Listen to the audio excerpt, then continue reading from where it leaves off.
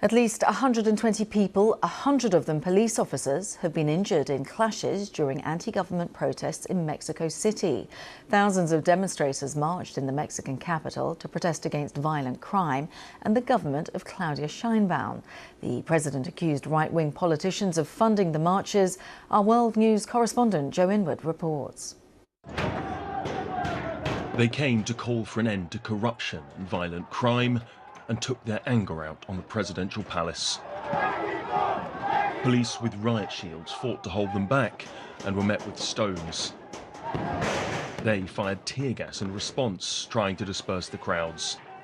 The authorities say that the majority of those injured were police. Many of the protesters carried the black skull that has become the symbol of youth protests around the world, although there were said to be people of all ages here. This is one of the most corrupt governments we've ever had. A sold-out narco government that, instead of defending the people, chooses to protect the corrupt and the cartels. We're going to fight until the end. We can't allow Mexico to become like Venezuela or Cuba, a dictatorship. Mexicans are fed up. That picture he was holding was of Carlos Manzo, the mayor of Uruapan. He had called for tough action against Mexico's cartels and was assassinated as a result. Many were wearing the cowboy hat that has become his symbol. We are marching for the vile murder of Carlos Manzo because we want justice for him and for all those who have lost their lives and their property at the hands of criminals.